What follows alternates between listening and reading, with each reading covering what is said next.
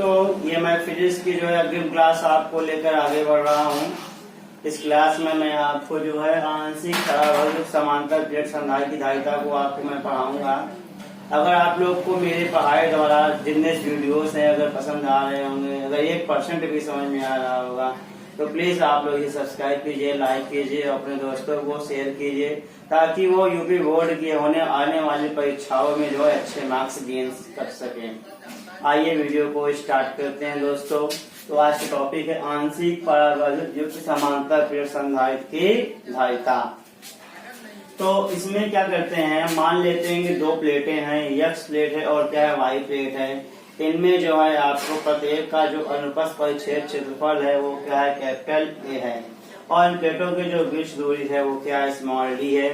जब इसको बाहर से हम प्लस क्यू आवेश देते हैं तो इसके बाहर में प्लस क्यू आवेश उत्पन्न हो जाता है, और जो है वाई प्लेट के अंदर वैसे माइनस चार्ज आवेश क्या होता है, उत्पन्न हो जाता है।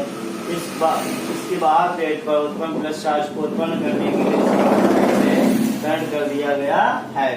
तो अब इसके बीच क्या है, ट्विस्ट हमने लाया है, और हमने ट्विस्ट वो लाया है कि इसमें जो है स्मॉल टी मोटाई की एक हमने क्या कर दिया, परावर्तित पट्टी रख दिया है।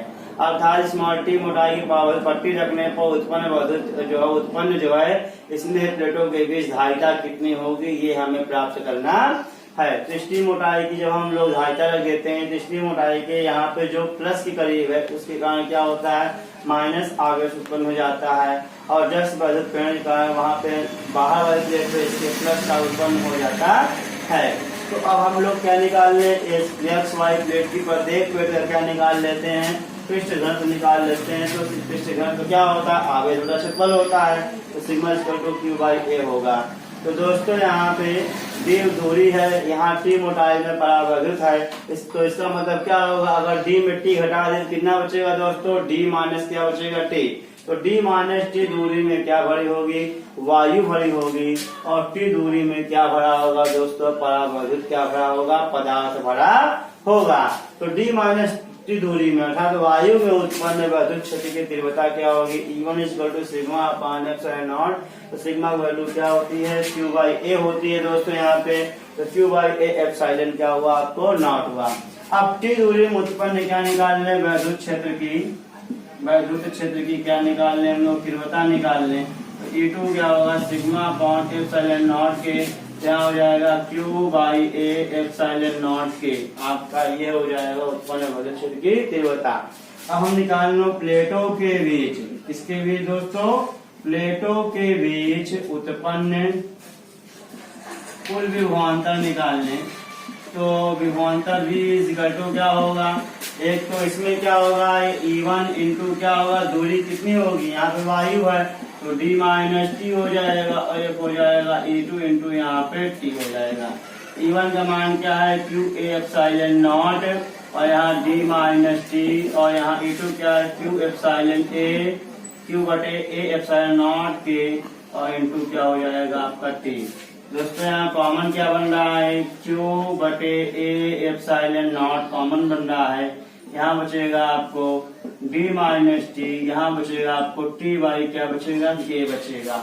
ठीक है दोस्तों, ये भी हो गया। क्योंकि हम लोग जानते हैं सी इक्वल टू क्या होता है, क्यू बाई क्या होता है, वी होता है। तो क्यू की वैल्यूज रखें, Q upon A epsilon not D minus T plus T by क्या आपका के, अपॉन क्या आपका यहाँ हो जाएगा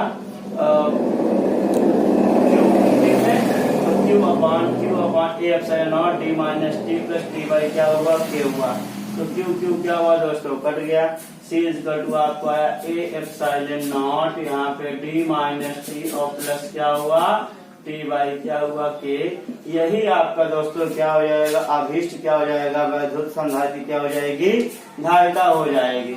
यहाँ पे हम डिफरेंस क्या करते हैं, विशेष परिस्थितियां निकाल लेते हैं, लेकिन उसका कोई मतलब नहीं दोस्तों, क्योंकि सिलेबस हमारा मात्र इतना ही पूछता है।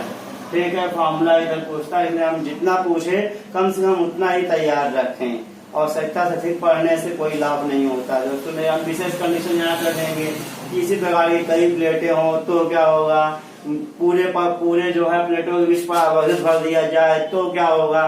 सोचने के लिए तो बहुत चीजें हैं दोस्तों, सोचने के लिए, लेकिन हमें उतना पढ़ना है जितने हमारे या मार्क्स हमको गेन मिल जाए और परीक्षा को हम आसानी से फाइट कर सके, आसानी से निकाल सके। Take and watch video. Thank you very much. नया चालू हो गया, कोई बात नहीं। तो आवेशी संधारित प्लेटों के बीच स्थिर परावैद्युत के पृष्ठों पर प्रेरित आवेश हमें ज्ञात करना है।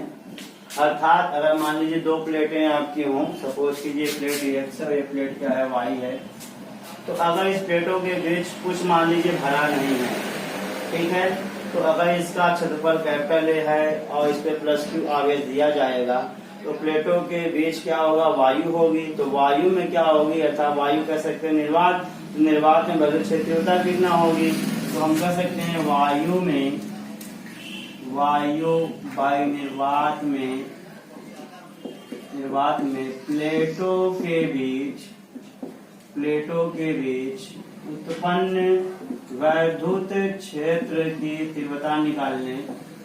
वैद्युत क्षेत्र की तीव्रता क्या होगी दोस्तों, E naught is equal to होगा सिग्मा अपॉन एप्सिलॉन नॉट, क्योंकि हम लोग जानते हैं sigma equal to Q by क्या होता है, ए होता है। तो E naught is equal to होगा sigma Q upon epsilon naught A. यदि हमने क्या किया, इस प्लेटों के मध्य क्या कर दिया, कैपिटल के प्रावधान की एक पट्टी भर दी, ठीक है। तो पट्टी रखेंगे, अगर इस पे प्लस आवेश है तो यहाँ की प्लेट के भीतर क्या होगा, माइनस आवेश उत्पन्न हो जाएगा ध्रुवण के कारण, ध्रुवण कहिए या न्यूट्रॉन के कारण। अब यहाँ माइनस है तो प्लस चार्ज आवेश उत्पन्न हो गया, तो प्लेट पे आवेश क्या मान लेते हैं, क्यूपी। यदि प्लेट पर उत्पन्न आवेश क्या हो गए यहाँ पे, माइनस क्यूपी व क्या है प्लस क्यूपी ओ होंगे, तो होते हैं तो प्लेट के भीतर, प्लेट के भीतर हम क्या निकाल लें, उत्पन्न वैद्युत क्षेत्र की तीव्रता। तो ये तीव्रता कैसी होगी, प्लेट के भीतर होगी, तो प्लेट के भीतर क्या होगा, ईपी इज इक्वल टू होगा यहाँ पे आपको जो होगा क्यूपी अपॉन क्या हो जाएगा, एप्सिलॉन क्या हो जाएगा आपका, नॉट हो जाएगा। ठीक है दोस्तों, क्या हो जाएगा, QP upon epsilon naught A. अब हम लोग निकाल लेते हैं परिणामी, यदि चूंकि हम लोग जानते हैं प्लेटों के मध्य कैपिटल के परावैद्युतांक की पट्टी भरी है, तो क्या हो जाएगा, तो प्लेटों के बीच क्या हुआ, प्लेटों के बीच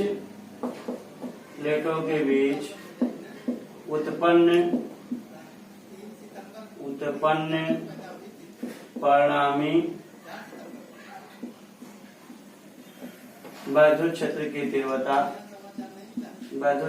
तीव्रता E इज इक्वल टू क्या होगा आपका, E इज इक्वल टू हो जाएगा Q upon sigma epsilon naught के। चूंकि हम लोग जानते हैं E is equal to E naught minus क्या आपका EP, E नॉट माइनस क्या हो जाएगा EP। E नॉट में EP घटा देंगे तो परिणामी आपका आ जाएगा। तो यहाँ से EP इज इक्वल टू क्या हो जाएगा, E नॉट माइनस क्या आपका हो जाएगा, E हो जाएगा।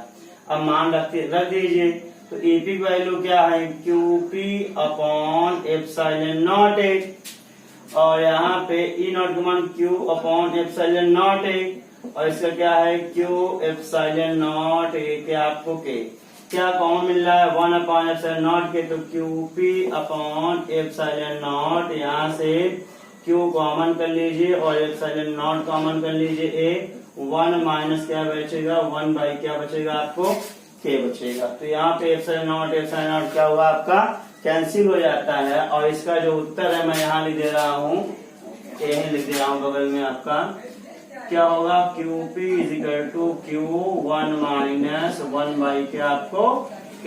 यही आपका प्लेटों के बीच क्या होगा, प्रेरित आवेश क्या हो जाएगा, वैल्यू हो जाएगा। ठीक है दोस्तों, इसे आप लोग स्क्रीनशॉट ले लीजिए और नोट